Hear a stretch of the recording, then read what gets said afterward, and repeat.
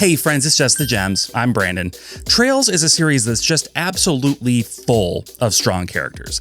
It's almost kind of a joke at this point, right? They keep raising the stakes with every title to the point where there are literal side characters of relatively little importance to the overall story that have the power of 1,000 suns coursing through their veins.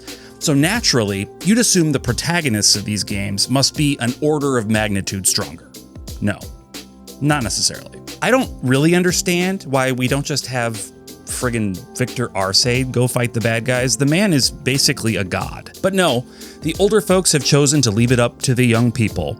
An entire generation that allowed the world to become so messed up that it's nearly beyond repair, who then sit back in retirement and watch the youth scramble to put lives together from the shattered remnants of a society.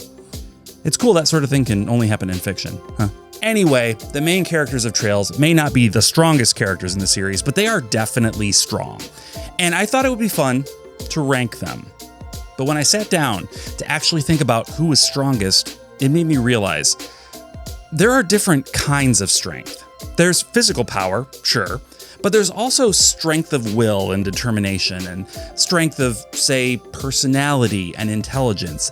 These are all different forms of power, and the Trails protagonists differ significantly from each other in all these ways. All the Trails protags face off against impossible odds in every game they star in. And because Trails uses one world and a story that continues from entry to entry, we actually get to see the protagonists in each go on and get stronger as the story progresses, even if they're no longer the protagonist of the story. It's one of the truly unique elements of Trails I love the most. So, with all that being said, let's break it down a bit and figure out which Trails protagonists are strongest in each category, and which ones are weakest. That's why you're here, right? You want to see which one I think is the weakest so you can yell at me.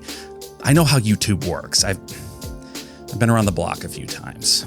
It's fine. I aim to please. Go easy on me. We'll go in chronological order as we think through these. First up is Estelle Bright.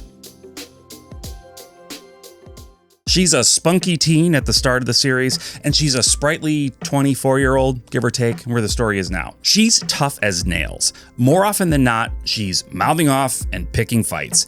And even when she's not looking for a fight, she doesn't hesitate to step in when someone needs help. That being said, she fights with a big stick. I mean, yeah, it's a big, heavy bow staff, but a stick is a stick. She whacks enemies on the head. She spins around like a tornado, all very good stuff. But is she really all that physically strong? What she might lack in physical strength, though, she makes up for in personality. She is by far the most fun, energetic, and often downright hilarious protagonist I've ever seen in a JRPG. She's quippy and sarcastic, and she wears her heart on her sleeve. And while she's maybe not the brightest bulb, she's got street smarts and a strong sense of justice. For a long time, Estelle has been my favorite JRPG protagonist, so in a way, I wish I could award her all the strongest protag prizes. But I need to be fair. So let's keep going. Next up, we have Kevin Graham. I don't have any merch of Kevin yet, sorry. Yeah, he only leads one game, but he still counts. Kevin is crafty. He's a priest with the Septian Church, and he seems to operate in the shadows, primarily using information to his advantage. And because he's associated with the church, he has access to a whole bunch of powerful technology, including artifacts that the religious leaders all agree are too powerful and unpredictable to be used by the general public. So they give them to the wacky priest and let him just go nuts. He's also a part of the Gralsritter, which is a secret sect of the church with only 12 members, each of which has something called a stigma. These are basically etchings on the souls of these 12 individuals, and they're able to harness their own personal traumas in order to turn that spiritual etching into incredible power. So sure, Kevin's a pretty tough guy. But what about in terms of his personality? Well, he's able to be charming when he really wants to be, but I think he oftentimes actually overestimates how charming he is.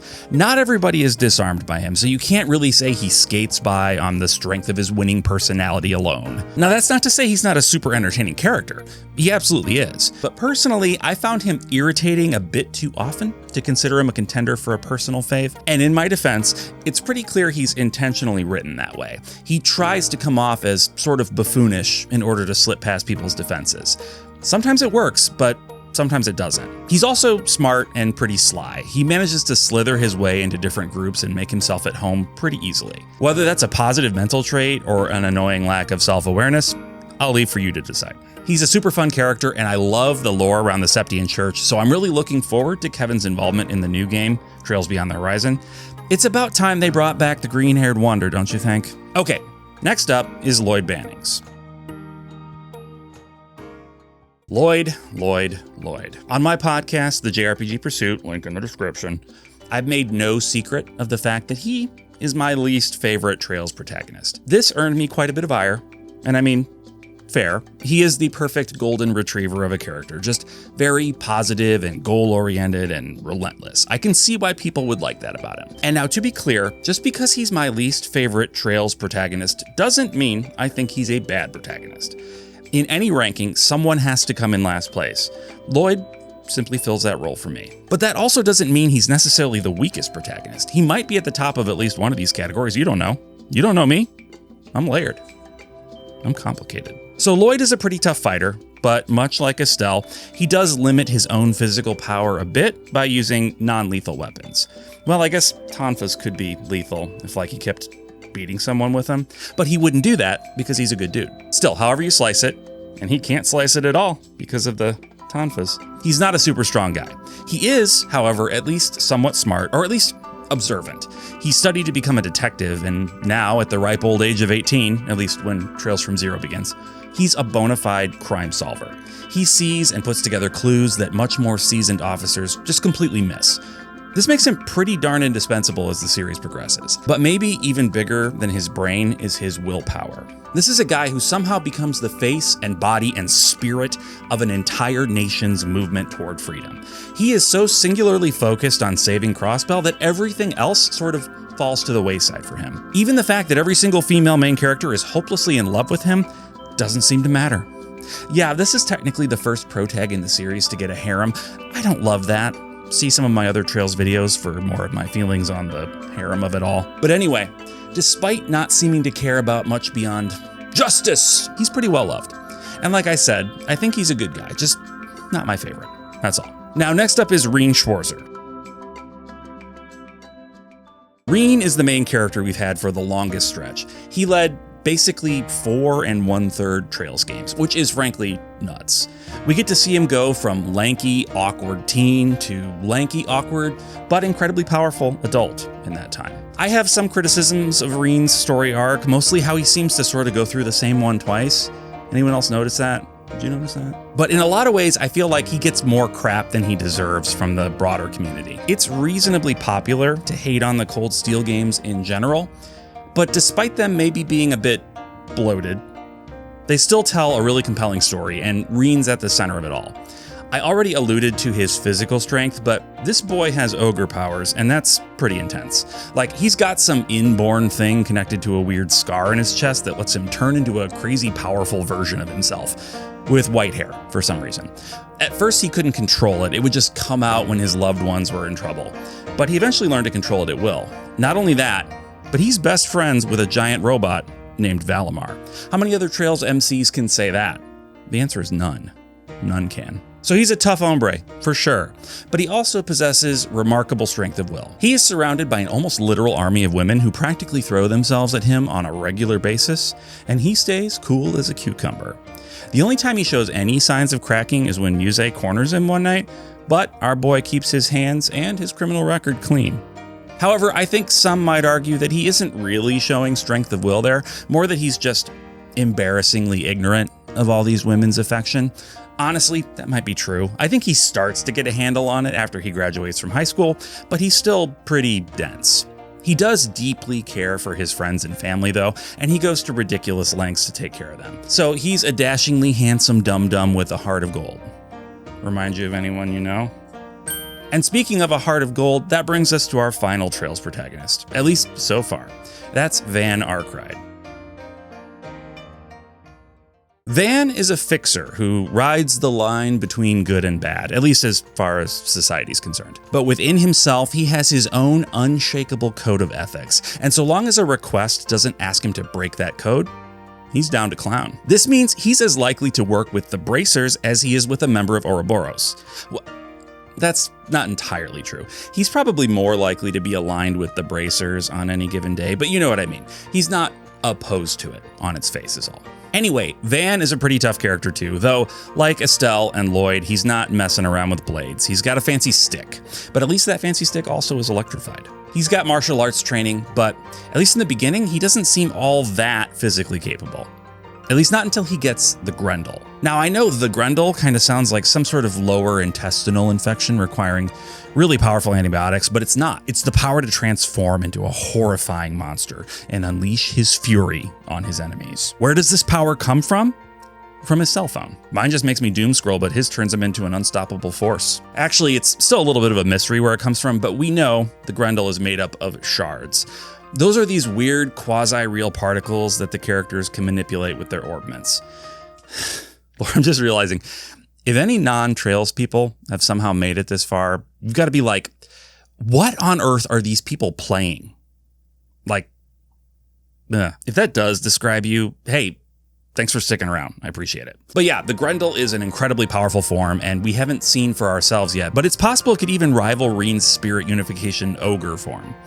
Hopefully, they'll be friends, and we don't even have to worry about them killing each other. So yes, he's physically tough, but he's also got an impeccable mind. He's tactical and thoughtful, and while he may not care too much about the aesthetics of a thing, he's deeply tuned to its inner workings, whether it's a truck or another person. And like I said before, he has a deeply personal code of ethics that he lives by, so he's certainly got a strong will. And while it might be debatable, he's got a personality to rival even Estelle. People are certainly drawn to her, but they're just as drawn to Van. I'll be perfectly honest. There are days when Van topples Estelle as my personal favorite protagonist. Take that for what you will.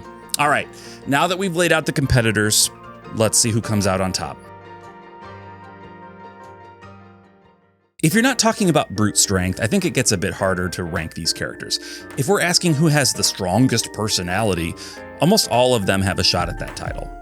All of them except Rean. Sorry, Rean. I'm gonna go ahead and put you in last place right now. He's fine, he's good, I like Rean, but I don't buy how much everyone else in the world of Trails likes Rean. And that unfortunately dings him several points right off the bat. So that leaves the more charismatic characters. For me, Lloyd is very singularly minded, but not necessarily magnetic in the way I'm looking for here. Kevin is very funny, and like I said, he worms his way in with everyone whether they want him to or not. But I think Van and Estelle beat him out here. So that leaves the two best fighting it out for first place. My gut is to go with Estelle, but that's because of how she's been written up until now. She's hilarious, she's temperamental, she's loyal and goofy and sincere. In short, she's one of the best written characters in fiction, period, in my opinion. But from what I understand, she's maybe not all that brilliantly written in the original Japanese. And with the new localization coming in the remake for Trails in the Sky, we still don't know whether or not that winning personality is going to make the transfer to the new dialogue. I think just because of that uncertainty in what would otherwise be as close to a tie as it could be, I have to give the edge to Van on this. His personality is basically the platonic ideal. He's a bit rough around the edges, he's irritable, but he's funny and witty and principled and just the sort of guy you want to be buddies with. Or maybe you want to smooch him. I don't care, I'm not your dad. But when it comes to personality, Van takes the win. Strength of will is maybe a confusing way to put it. I'm talking about their dedication, their spirit, their tenacity, maybe. Every Trails MC has pretty good strength of will, so this is a closer fight than some of them. I think, in all honesty, Van ranks the lowest here. He's got his code of ethics, yeah, and he sticks to that. But that code is so self-focused and internalized, it's questionable exactly how much good it does for anyone else. Maybe you could argue that that shouldn't be a disqualifying factor, but hey, it's my list. Fight me in the comments. Let's go. So Van, you're number 5. Next up, I'd probably put Kevin. It's not that he isn't committed to anything, just that he expends a great deal of energy trying to make it seem like he doesn't care, and that keeps him from being as tenacious as he might be otherwise. Number 3 is Rean. He does display quite a bit of willpower over the course of his many games, but he just as often has hugely weak-willed moments where everyone has to drag him back out of his ogre-infused depression. So our final two are Estelle and Lloyd. Lloyd is obviously pretty dang willful. His whole personality is basically justice and crossbell, I guess. He's a faithful puppy dog. And Estelle is all about tenacity. She by all rights should have given up and lived a quiet life several times over the course of her journey, but she always stuck with it because of the people she loves. So, given the choice between the two, I'm giving it to Lloyd. I'd say they're almost equal, but Lloyd's determination is more broadly focused. He wants to be the savior of an entire nation, not just a small group of friends. He's relentless, almost irritatingly so sometimes, but that's enough to win him the Strength of Will award from me. Brainpower. It's something that gets overlooked so often in these sorts of conversations. Being physically strong is one thing, and it's not unimportant for a JRPG main character to be physically strong, but the power of the mind is equally and sometimes even more important. Here, I'm just gonna say it, I think Estelle falls dead last. Sorry, kiddo, it's not that she's stupid, and it's not that she's unfocused, she just has some pretty significant lapses that cause her to not always be at her best, which is entertaining for us, but causes problems for her. Right above her, in position 4, is Lloyd. Again, he's the golden retriever, he's singularly focused on justice and freedom, all good stuff, but doesn't really ask much of him in the brains department. He's a great detective and is very good at deciphering clues. That's the reason he's at number 4 and not boosting Estelle up one slot. Rean is number 3. He's a smart guy, he's been around the block, and he has a lot of experience in a lot of different things. He's also in the unique position where we've gotten to see a significant portion of that growth since we've been with him for multiple years as an MC. He's also a teacher, and a big shout out to the underappreciated teachers out there. But Rean's not quite at the top. At the top, we have either Van or Kevin. It's a tough one. I think Van actually is very smart, obviously, considering I have him so high on this list, but he's a bit too prone to lapse from vices or distraction. Kevin Graham is the one scheming in the corner, laying out the pieces and having everything fall exactly where he wants it to. True, it's almost not a fair fight, since Kevin has the power of the church behind him with all their technology and secret knowledge. But if this is a fight over brain power, then that secret knowledge does definitely give him an advantage. Kevin's the smartest. Okay, this is what you've been waiting for, right? The Battle Royale, the Piece de Resistance, the soup du jour. Who could beat up who? In terms of physical strength, I mean, yeah, this one is pretty easy to measure on a surface level. It's nice and straightforward. We don't have to think too much. We can eliminate a few right away. Estelle is tenacious, but she's not particularly powerful. She's a normal person. Same goes for Lloyd. Tougher than the average cookie, but like any cookie, he can still crumble. Kevin, I think, has to go out too. He's a distance fighter to begin with, using that crossbow all the time. And I think even if he could fight hand to hand, he would choose not to. So that leaves us with Rean and Van. They are both very special boys, with powers that make them super strong. And like I said earlier, Van's Grendel power might even put him on the same level as Rean's Ogre power. However, I think I have to give this one to Rean. If for no other reason than because he has a giant freaking robot. If Rean ever were to get beaten up by somebody, he could just throw his hand up in the air, shout, "Come to me, Valimar the Ashen Knight," and boom, he's stomping him into the ground. Now to set up our ranking, at the top we have Rean, followed closely by Van. Kevin's in there next. It's not super clear to me where his stigma powers put him in a fight against Van or Rean, but he's definitely out of this world strong at times. Next up, we have Estelle, believe it or not. I think she could take on the last place guy, without a doubt. In last place, of course, we have Lloyd. Yeah, Lloyd's the weakest MC in Trails, but only in terms of brute force. Don't worry, buddy. You got other positive traits. You're tenacious, like I said. Here's the completed rankings. I feel a little bad that Estelle didn't win first place in any category. Kind of makes me second guess things a bit. But no, I'm sticking with these. I'm wondering if there are other types of strength I should have measured here as well. I'm not able to think of any right now, but if you do, let me know below. If I have enough, maybe we'll dig more into this later. And also, if I got any of these wrong in your mind, let me know that down there too. Hey, if you're open to supporting me and the channel, liking and subscribing helps a ton. And if you want to do a bit more, I have channel memberships now, so if that's doable for you, I'd really appreciate it. Also, I have a podcast, the JRPG Pursuit. We talk about JRPG stuff every Wednesday. Links in the description. Thank you so much for watching. I really appreciate it. And until next time, bye.